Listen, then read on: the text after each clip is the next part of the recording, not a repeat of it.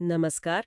आज हम एनसीईआरटी के क्लास 10th के इतिहास के चैप्टर नेशनलिज्म इन इंडिया पर एक गहरी चर्चा करने वाले हैं। अक्सर हम आज़ादी की लड़ाई को एक सीधी सादी कहानी की तरह देखते हैं, लेकिन ये चैप्टर दिखाता है कि ये कितनी उलझी हुई, कितनी परतों वाली कहानी थी। बिल्कुल। आज हमारी कोशिश रहेगी कि हम 1920 के बाद के भारत को समझें, महात्मा गांधी की रणनीति को डिकोड करें और सबसे जरूरी ये देखें कि आज़ादी और स्वराज जैसे शब्दों का मतलब अलग-अलग लोगों के लिए कितना अलग था। बिल्कुल सही कहा। इस चैप्टर की सबसे दिलचस्प बात यही है कि हमें बताता है कि राष्ट्रवाद कोई एक विचार नहीं था जो ऊपर से आया और सबने मान लिया। हाँ, ये एंटी कॉलोनियल मूवमेंट यानी अंग्रेजी हुकूमत के खिलाफ जो गुस्सा था उससे पैदा हुआ। लेकिन एक किसान, एक मिल मजदूर, एक आदिवासी और शहर में बैठा एक व्यापारी, हाँ, ये सब इस लड़ाई से जुड़े तो थे, पर सबके अपने अपने कारण थे, अपनी अपनी उम्मीदें थीं। स्वराज एक छाते की तरह था जिसके नीचे सब आ गए, लेकिन हर कोई अपने लिए अलग तरह की धूप बारिश से बचना चाहता था। तो कहानी की शुरुआत करते हैं फर्स्ट वर्ल्ड वॉर से। एनसीईआरटी के मुताबिक इस युद्ध ने भारत में सब कुछ बदल कर रख दिया, खासकर आर्थिक और राजनीतिक तौर पर। आम लोगों की जिंदगी पर इसका क्या असर पड़ रहा था? असर बहुत भयानक था। सोचिए, ब्रिटिश सरकार का रक्षा पर खर्च यानी डिफेंस एक्सपेंडिचर अचानक कई गुना बढ़ गया। और इसकी भरपाई कहाँ से होती? आम लोगों से भारी कर्ज लिए गए, टैक्सेस बढ़ा दिए गए और पहली बार इनकम टैक्स की शुरुआत की गई। 1913 से 1918 के बीच, मतलब सिर्फ 5 सालों में जरूरी चीजों की कीमतें लगभग दुगनी हो गई। दुगनी? जी, आम आदमी की कमर टूट गई थी। और मैंने पढ़ा कि गांव में तो हालत और भी खराब थी। बहुत ज्यादा। गांव से जबरदस्ती लोगों को सेना में भर्ती किया जा रहा था, जिसे फोर्स्ड रिक्रूटमेंट कहते हैं। घर के कमाने वाले मर्दों को उठाकर जंग में भेज दिया जाता था। तो लोगों में गुस्सा तो होगा ही। भयानक गुस्सा था। और जैसे इतना काफी ना हो, उसी दौरान 1918 से 1921 के बीच देश के कई हिस्सों में फसलें खराब हो गईं, जिससे खाने की कमी हो गई और ऊपर से इन्फ्लुएंजा की महामारी फैल गई। ओहो। अंदाजा है कि उस दौर में अकाल और महामारी से 120 से 130 लाख लोग मारे गए थे। ये तो कल्पना करना भी मुश्किल है। लोगों को लगा होगा कि चलो युद्ध खत्म होगा तो शायद मुश्किलें कम होंगी, पर ऐसा हुआ नहीं। बिल्कुल नहीं हुआ। और इसी निराशा और गुस्से के माहौल में एक नए नेता का आगमन होता है, महात्मा गांधी। हाँ, जनवरी 1915 में गांधी जी दक्षिण अफ्रीका से भारत लौटे और वो अपने साथ एक बिल्कुल नया विचार, एक नया हथियार लेकर आए थे, जिसे उन्होंने सत्याग्रह कहा। सत्याग्रह? ये सिर्फ विरोध का एक तरीका नहीं था, ये एक पूरी फिलॉसफी थी। सत्याग्रह के विचार को थोड़ा और आसानी से समझाएंगे। ये सिर्फ अहिंसा या नॉन वायलेंस तो नहीं था, उससे कुछ ज्यादा था, है ना? बिल्कुल। सत्याग्रह का मूल विचार था सत्य की शक्ति पर जोर देना। गांधी जी का मानना था कि अगर आपका मकसद सच्चा है, अगर आपकी लड़ाई अन्याय के खिलाफ है, तो आपको जालिम से लड़ने के लिए शारीरिक बल की जरूरत नहीं है। आप सिर्फ अपनी आत्मा की शक्ति से, अहिंसा के जरिए अत्याचारी की चेतना को झकझोर सकते हैं। ये बदले की भावना से नहीं, बल्कि उसे बदलने की भावना से किया जाने वाला संघर्ष था। मतलब ये निष्क्रिय नहीं, बल्कि एक बहुत सक्रिय तरीका था। बहुत सक्रिय और साहसी तरीका था। और भारत आते ही उन्होंने इस हथियार को आजमाना भी शुरू कर दिया। एनसीईआरटी में 3 शुरुआती आंदोलनों का जिक्र है, जो छोटे स्तर पर थे लेकिन बहुत सफल रहे। हाँ, ये उनके लिए एक तरह से टेस्टिंग ग्राउंड थे। 1917 में वो बिहार के चंपारण गए, जहां वो नील की खेती करने वाले किसानों के हक के लिए लड़े। अच्छा। खेड़ा जिले में किसानों का लगान माफ करवाने के लिए सत्याग्रह किया। क्योंकि उनकी फसल बर्बाद हो गई थी। जी। और 1918 में अहमदाबाद में कॉटन मिल वर्कर्स की बेहतर मजदूरी के लिए उन्होंने आंदोलन किया। इन तीनों जीतों ने उन्हें भारत में एक बड़े नेता के तौर पर स्थापित कर दिया। तो गांधी जी के पास अब ये 3 स्थानीय सफलताएं थीं, छोटे लेकिन महत्वपूर्ण प्रयोग। लेकिन वो कौन सी घटना थी जिसने उन्हें ये सोचने पर मजबूर कर दिया कि अब इस विचार को पूरे देश में एक राष्ट्रव्यापी आंदोलन के तौर पर लागू करने का समय आ गया है? वो ट्रिगर था 1919 का रॉलेट एक्ट। ये एक बेहद दमनकारी कानून था। ब्रिटिश सरकार भारतीय क्रांतिकारियों की बढ़ती गतिविधियों से घबरा गई थी और इसे कुचलना चाहती थी। जी। इस कानून ने सरकार को बेहिसाब ताकत दे दी। क्या ताकतें थी ये कानून इतना विवादास्पद क्यों बना? इस कानून के तहत सरकार किसी भी राजनीतिक गतिविधि को दबा सकती थी और सबसे खतरनाक प्रावधान ये था कि वो किसी भी पॉलिटिकल प्रिजनर को बिना मुकदमा चलाए 2 साल तक जेल में बंद रख सकती थी। 2 साल तक बिना मुकदमे के? हाँ, सोचिए, ना कोई वकील, ना कोई दलील, ना कोई अपील। ये सीधे सीधे लोगों के नागरिक अधिकारों पर हमला था। इसी के विरोध में 6 अप्रैल 1919 को एक राष्ट्रव्यापी हड़ताल का आह्वान किया गया। लेकिन अंग्रेजों की प्रतिक्रिया बहुत क्रूर थी। बहुत ज्यादा। देश भर में रैलियां निकाली गईं, दुकानों को बंद कर दिया गया। सरकार ने इस आंदोलन को बेरहमी से कुचलने का फैसला किया और इसी दमन का सबसे घिनौना रूप 13 अप्रैल 1919 को अमृतसर के जलियांवाला बाग में देखने को मिला। वो काला दिन। हाँ, एक तरफ शहर में मार्शल लॉ लगा था, लेकिन कई गांवों से आए लोगों को इसकी जानकारी नहीं थी। वो बैसाखी मनाने के लिए बाग में इकट्ठा हुए थे। एक शांतिपूर्ण भीड़ थी। बिल्कुल शांतिपूर्ण, जिसमें औरतें और बच्चे भी थे। तभी जनरल डायर वहां पहुंचा। उसने बाग से निकलने के सारे रास्ते बंद करवा दिए और अपने सिपाहियों को निहत्थी भीड़ पर गोलियां चलाने का हुक्म दे दिया। सैकड़ों लोग मारे गए। और उसने बाद में कहा कि वो एक नैतिक प्रभाव पैदा करना चाहता था। हाँ, अ मॉरल इफेक्ट। जब उससे पूछा गया कि उसने ऐसा क्यों किया तो उसने यही कहा, नैतिक प्रभाव। हाँ, उसका मतलब तो आतंक और खौफ पैदा करना था। बिल्कुल। वो दिखाना चाहता था कि सरकार के खिलाफ जाने का अंजाम क्या हो सकता है। जलियांवाला बाग की हिंसा ने पूरे देश को झकझोर कर रख दिया। अब गांधी जी को महसूस हुआ कि उन्हें एक और भी बड़े और संगठित आंदोलन की जरूरत है। एक ऐसा आंदोलन जिसमें सिर्फ शहरों के लोग नहीं, बल्कि गांव-गांव के लोग शामिल हों। और सबसे जरूरी, जिसमें हिंदू और मुसलमान कंधे से कंधा मिलाकर लड़े। और यहीं पर खिलाफत का मुद्दा सामने आता है। ये एक इंटरनेशनल मुद्दा था।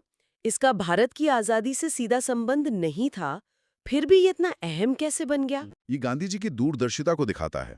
देखिए, फर्स्ट वर्ल्ड वॉर में ऑटोमन टर्की हार चुका था और ऑटोमन सुल्तान को पूरी दुनिया के मुसलमान अपना आध्यात्मिक गुरु यानी खलीफा मानते थे। अच्छा। अफवाहें थीं कि अंग्रेज उन पर एक बहुत अपमानजनक संधि थोपने वाले हैं, जिससे खलीफा की सारी शक्तियां खत्म हो जाएंगी। इससे भारत के मुसलमान बहुत नाराज थे। तो उनकी रक्षा के लिए भारत में खिलाफत कमेटी बनी? हाँ, शौकत अली और मोहम्मद अली जैसे भाइयों ने ये कमेटी बनाई। गांधी जी ने इसे हिंदू मुस्लिम एकता के लिए एक सुनहरे अवसर के तौर पर देखा। उन्हें लगा कि अगर कांग्रेस खिलाफत आंदोलन का समर्थन करती है तो दोनों समुदाय एक साझा मंच पर आ सकते हैं। और इसी एकता की नींव पर उन्होंने स्वराज के लिए नॉन कोऑपरेशन मूवमेंट यानी असहयोग आंदोलन की योजना बनाई। बिल्कुल। यहीं से कहानी का वो हिस्सा शुरू होता है जो मुझे सबसे दिलचस्प लगता है। एनसीईआरटी इस पर बहुत जोर देता है कि स्वराज का नारा तो एक था। हाँ, नारा एक था, लेकिन उसका मतलब हर किसी के लिए बिल्कुल अलग था।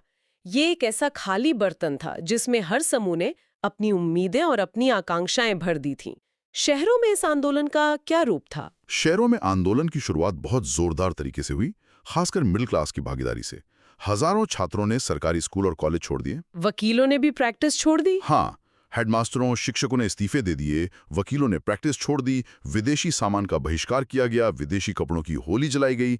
एक समय तो ऐसा लगा कि शहरों में ब्रिटिश राज की मशीनरी ठप हो जाएगी। लेकिन ये जोश ज्यादा दिन टिका नहीं। शहरों में आंदोलन धीमा क्यों पड़ गया? इसके पीछे बहुत व्यवहारिक कारण थे। बहिष्कार तो कर दिया, लेकिन विकल्प क्या था? सही बात है। खादी का कपड़ा, जो राष्ट्रवाद का प्रतीक था, वो मिल में बने विदेशी कपड़े से कहीं ज्यादा महंगा था।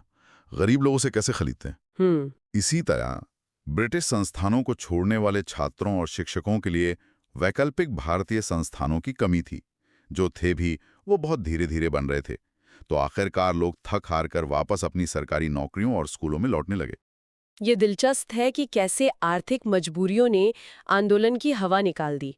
इसका मतलब है कि असली क्रांतिकारी ऊर्जा शायद गांवों और कस्बों में थी। आप बिल्कुल सही जगह पहुंची हैं। असली ड्रामा तो देहाती इलाकों में ही चल रहा था। अवध को ही ले लीजिए, वहां बाबा रामचंद्र के नेतृत्व में किसानों का आंदोलन चल रहा था। हाँ। ये किसान उन तलुकदार्स यानी बड़े जमींदारों के खिलाफ थे जो उनसे बेहिसाब लगान वसूलते थे और बेगार करवाते थे। बेगार मतलब बिना मजदूरी के काम करवाना। जी। जब असहयोग आंदोलन शुरू हुआ तो इन किसानों को लगा कि गांधी राज आ रहा है और अब उन्हें लगान नहीं देना पड़ेगा और जमीनें वापस मिल जाएंगी। उनके लिए स्वराज का मतलब था जमींदारों के जुल्म से आजादी। तो उनका स्वराज कांग्रेस के स्वराज से बिल्कुल अलग था। बिल्कुल। और सिर्फ यही नहीं, आंध्र प्रदेश की गुदम हिल्स में आदिवासियों का संघर्ष तो और भी अलग था। वहां अल्लूरी सीताराम राजू के नेतृत्व में एक हथियारबंद गेरिला आंदोलन चल रहा था। वो एक करिश्माई नेता थे, है ना? हाँ, लोग मानते थे कि उनके पास विशेष शक्तियां हैं। वो गांधी जी के प्रशंसक थे, खादी पहनने की बात करते थे, शराब छोड़ने को कहते थे, लेकिन वो अहिंसा में विश्वास नहीं करते थे। बिल्कुल, उनका मानना था कि भारत को आजादी सिर्फ बल प्रयोग यानी हिंसा से ही मिल सकती है, अहिंसा से नहीं। तो वो गांधी जी का नाम इस्तेमाल कर रहे थे, लेकिन उनकी मूल विचारधारा को ही खारिज कर रहे थे। ये तो एक बहुत बड़ा विरोधाभास है। यही तो इस आंदोलन की जटिलता है। उन आदिवासियों के लिए स्वराज का मतलब था जंगलों पर अपने पारंपरिक अधिकार वापस पाना। अच्छा। अंग्रेजों ने बड़े बड़े जंगलों को आरक्षित कर दिया था और आदिवासियों के वहां जाने, मवेशी चराने या लकड़ी फल इकट्ठा करने पर पाबंदी लगा दी थी। उनके लिए स्वराज का मतलब था इन जंगल कानूनों से आजादी। और असम के चाय बागानों में काम करने वाले मजदूर, एनसीईआरटी में उनका भी जिक्र है। उनके लिए स्वराज क्या था? उनके लिए स्वराज का मतलब था उन बागानों की चारदीवारी से बाहर निकलने की आजादी। कैद की तरह थे वो। लगभग 1859 के इनलैंड एमिग्रेशन एक्ट के तहत वे बिना इजाजत के बाहर नहीं जा सकते थे। जब उन्होंने असहयोग आंदोलन के बारे में सुना तो उन्हें लगा कि गांधी राज आ गया है और अब वे आजादी से अपने घरों को जा सकते हैं और उन्हें उनके गांव में जमीन मिलेगी। हाँ, वो यही सोचकर बागान छोड़कर चल पड़े, लेकिन रास्ते में ही पकड़ लिए गए और बुरी तरह पीटे गए। तो हम देख रहे हैं कि एक ही स्वराज के नारे के तहत किसान जमींदार से, आदिवासी जंगल कानूनों से और मजदूर बागान मालिकों से आजादी की अपनी अपनी लड़ाई लड़ रहे थे। हाँ, और इन सब अलग अलग धाराओं को एक साथ रखना कांग्रेस के लिए बहुत मुश्किल रहा होगा। और आखिर में वही हुआ। हर जगह लोगों ने अपने तरीके से आंदोलन की व्याख्या की और कई जगहों पर हिंसा भी हुई। जब फरवरी 1922 में उत्तर प्रदेश के चौरी चौरा में एक गुस्साई भीड़ ने एक पुलिस थाने में आग लगा दी और 22 पुलिस वाले मारे गए। जी, तो महात्मा गांधी ने इस हिंसा से दुखी होकर असहयोग आंदोलन वापस ले लिया। उन्हें लगा कि लोग अभी एक बड़े अहिंसक आंदोलन के लिए तैयार नहीं हैं। असहयोग आंदोलन के बाद कुछ साल शांति रही। कांग्रेस के भीतर भी बहस चल रही थी, लेकिन 1920 के दशक के आखिर में भारतीय राजनीति में फिर से उबाल आया। एनसीईआरटी इसके पीछे दो बड़ी वजह बताता है।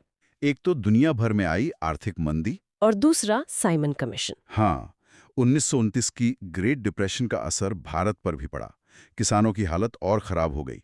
माहौल में पहले से ही बेचैनी थी और इसी माहौल में 1928 में ब्रिटिश सरकार ने सर जॉन साइमन के नेतृत्व में एक कमीशन भारत भेजा, जिसका काम था भारत में संवैधानिक सुधारों पर रिपोर्ट देना। जी, लेकिन इस कमीशन ने आते ही पूरे देश में आग लगा दी। क्यों? एक ऑल वाइट कमीशन होना उस खास समय में इतना विस्फोटक क्यों था? क्योंकि 1920s के दशक के अंत तक भारत की राजनीतिक चेतना बहुत आगे बढ़ चुकी थी। अब बात छोटी मोटी रियायतों की नहीं थी। अब बात थी कि भारतीय अपना भविष्य खुद तय करेंगे। बिल्कुल। ऐसे में एक ऐसा कमीशन भेजना जिसमें सातों के सातों सदस्य अंग्रेज थे, एक भी भारतीय नहीं था, ये एक बहुत बड़ा अपमान था। हाँ। इसका सीधा संदेश था कि अंग्रेज मानते हैं कि भारतीय अपने देश का संविधान बनाने के लायक ही नहीं है। गो बैक साइमन के नारों से पूरा देश गूंज उठा। और इसी बढ़ते असंतोष के बीच दिसंबर 1929 में कांग्रेस का लाहौर अधिवेशन हुआ, जो एक ऐतिहासिक मोड़ साबित हुआ। बिल्कुल। जवाहरलाल नेहरू की अध्यक्षता में हुए इस अधिवेशन में कांग्रेस ने पहली बार पूर्ण स्वराज यानी पूर्ण स्वतंत्रता को अपना लक्ष्य घोषित किया। अब लक्ष्य साफ था, पूरी आजादी। जी, और तय किया गया कि 26 जनवरी 1930 को पूरे देश में स्वतंत्रता दिवस मनाया जाएगा। लेकिन पूर्ण स्वराज एक बहुत बड़ा एक अमूर्त विचार था। इसे आम आदमी की जिंदगी के रोजमर्रा के मुद्दों से कैसे जोड़ा जाता? यहाँ गांधी जी ने फिर एक बार एक बहुत ही साधारण सी लेकिन शक्तिशाली चीज को अपना प्रतीक बनाया, नमक। नमक ही क्यों? ये गांधी जी की काबिलियत थी। वो एक बहुत बड़े विचार को एक छोटी सी चीज में समेट सकते थे।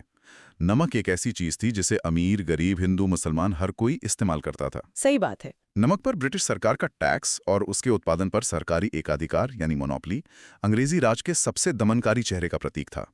गांधी जी ने इसी को आधार बनाकर अपनी प्रसिद्ध सॉल्ट मार्च या डांडी मार्च शुरू की। और ये सिविल डिसोबीडियंस मूवमेंट यानी सविनय अवज्ञा आंदोलन की शुरुआत थी। जी। और ये पिछले आंदोलन यानी असहयोग से किस तरह अलग था? इस बार लोगों से सिर्फ अंग्रेजों का सहयोग न करने के लिए नहीं कहा गया, बल्कि औपनिवेशिक कानूनों को तोड़ने का भी आह्वान किया गया। अच्छा। दांडी पहुंचकर जब गांधी जी ने समुद्र के पानी से नमक बनाकर कानून तोड़ा, तो ये पूरे देश के लिए एक इशारा था। देश भर में लोगों ने नमक कानून तोड़ा, प्रदर्शन किए और लगान देने से मना कर दिया। लेकिन इस आंदोलन की भी अपनी सीमाएं थीं। एनसीईआरटी साफ तौर पर बताता है कि इस बार भी सभी सामाजिक समूहों ने एक जैसी गर्मजोशी नहीं दिखाई, जैसे कि देश के दलित समुदाय। हाँ, इस आंदोलन में दलितों की भागीदारी काफी सीमित थी। Doctor B.R. अम्बेडकर जैसे उनके नेता अपने समुदाय के लिए राजनीतिक अधिकारों की मांग कर रहे थे। वो चाहते थे कि दलितों के लिए अलग निर्वाचन क्षेत्र यानी सेपरेट इलेक्टोरेट्स हों, ताकि वो अपने प्रतिनिधि खुद चुन सके। जी, ताकि विधायिका में उनकी आवाज सुनी जा सके। और इस मुद्दे पर अम्बेडकर और गांधी जी के बीच एक बड़ा वैचारिक टकराव हुआ। उनके मतभेद का मूल कारण क्या था? ये एक बहुत गहरा मतभेद था। अम्बेडकर का मानना था कि राजनीतिक सशक्तिकरण के बिना दलितों का सामाजिक उद्धार नहीं हो सकता। वहीं दूसरी तरफ महात्मा गांधी को डर था कि अलग निर्वाचन क्षेत्रों से हिंदू समाज हमेशा के लिए बढ़ जाएगा और दलितों के एकीकरण की प्रक्रिया और धीमी पड़ जाएगी। और इसी वजह से जब ब्रिटिश सरकार ने अम्बेडकर की मांग मान ली तो गांधी जी आमरण अनशन पर बैठ गए। हाँ, और अंत में 1932 में दोनों के बीच पूना पैक्ट के रूप में एक समझौता हुआ। इस समझौते में सेपरेट इलेक्टोरेट्स की मांग छोड़ दी गई, लेकिन प्रांतीय और केंद्रीय विधान परिषदों में दलित वर्गों के लिए आरक्षित सीटों यानी रिजर्व्ड सीट्स की संख्या बढ़ा दी गई। ये एक बीच का रास्ता था। दलितों के अलावा मुस्लिम राजनीतिक संगठनों के साथ भी कांग्रेस के संबंध तनावपूर्ण हो रहे थे। हाँ, असहयोग खिलाफत आंदोलन के खत्म होने के बाद मुसलमानों का एक बड़ा वर्ग कांग्रेस से कटा हुआ महसूस करने लगा था। 1920 के दशक के मध्य से कांग्रेस हिंदू महासभा जैसे संगठनों के करीब आती दिख रही थी, जिससे दोनों समुदायों के बीच शक बढ़ा। तो जब सिविल डिसोबीडियंस मूवमेंट शुरू हुआ तो कई मुसलमान इसमें शामिल नहीं हुए। जी, उन्हें डर था कि भारत में हिंदू बहुसंख्यकों का राज स्थापित हो जाएगा। तो इतने सारे आंतरिक मतभेदों, इतने टकरावों के बावजूद वो कौन सी चीज थी जो एक राष्ट्र होने की भावना, जिसे एनसीईआरटी कलेक्टिव बिलोंगिंग कहता है, पैदा कर रही थी? ये साझा अपनेपन का एहसास कैसे बना? ये सिर्फ साझा संघर्षों से नहीं आया। इसके पीछे कई सांस्कृतिक प्रक्रियाएं भी थीं। जैसे भारत माता की एक छवि घड़ी गई, बंकिम चंद्र चट्टोपाध्याय और अवनींद्रनाथ टैगोर वाली। बिल्कुल। इसके अलावा राष्ट्रवादियों ने गांव-गांव घूमकर लोक कथाओं, फोकलोर और लोक गीतों को इकट्ठा करना शुरू किया, क्योंकि उनका मानना था कि यही असली भारतीय संस्कृति है। और प्रतीकों की भी बड़ी भूमिका रही होगी। बहुत बड़ी। बंगाल में स्वदेशी आंदोलन के दौरान एक तिरंगा झंडा तैयार किया गया। बाद में गांधी जी ने भी एक स्वराज ध्वज डिजाइन किया, जिसके केंद्र में चरखा था, जो आत्मनिर्भरता का प्रतीक था। जी। इसके साथ ही भारत के इतिहास की एक नई व्याख्या की गई। अंग्रेजों द्वारा लिखे गए इतिहास को चुनौती दी गई और भारत के गौरवशाली अतीत को खोजा गया, ताकि लोगों में आत्मसम्मान और गर्व की भावना पैदा हो। तो इस पूरी चर्चा का सार क्या है? अगर हमें एक बड़ी तस्वीर देखनी हो तो हम क्या कह सकते हैं? सार ये है कि भारत में राष्ट्रवाद का उदय एक बहुत ही जटिल और विरोधाभासी प्रक्रिया थी। महात्मा गांधी के नेतृत्व में कांग्रेस ने समाज के अलग अलग समूहों को एक साझा मंच पर लाने की एक जबरदस्त कोशिश की। लेकिन ये एकता अक्सर बहुत नाजुक होती थी। बहुत नाजुक। इसमें सबसे आकर्षक बात ये लगती है कि इस पूरी प्रक्रिया से एक ऐसा राष्ट्र उभर रहा था जिसमें कई आवाजें थीं और अक्सर वो आवाजें एक दूसरे से सहमत नहीं होती। बिल्कुल, और यही इसकी खूबसूरती और इसकी चुनौती दोनों थी। एकता अक्सर टूट जाती थी, समूहों के बीच टकराव भी होता था, लेकिन औपनिवेशिक शासन के खिलाफ संघर्ष वो साझा धागा था जो इन विविध समूहों को बार बार एक साथ खींच लाता था। और अंत में हमारे सुनने वालों के लिए एक विचार छोड़ जाते हैं। जैसा कि इस एनसीईआरटी चैप्टर ने दिखाया, स्वराज के नारे की व्याख्या हर समूह ने अपनी सबसे बड़ी समस्या के समाधान के रूप में की। किसान के लिए जमींदार से मुक्ति, आदिवासी के लिए जंगल पर अधिकार और मजदूर के लिए कम मजबूरी से छुटकारा। जरा सोचिए, आज के दौर का कोई भी बड़ा सामाजिक या राजनीतिक नारा जैसे विकास या न्याय, क्या उसे भी शहरी और ग्रामीण लोग या अलग-अलग आर्थिक वर्ग के लोग अपने अपने नजरिए से बिल्कुल अलग-अलग तरह से नहीं समझते होंगे? Thanks for watching, subscribe.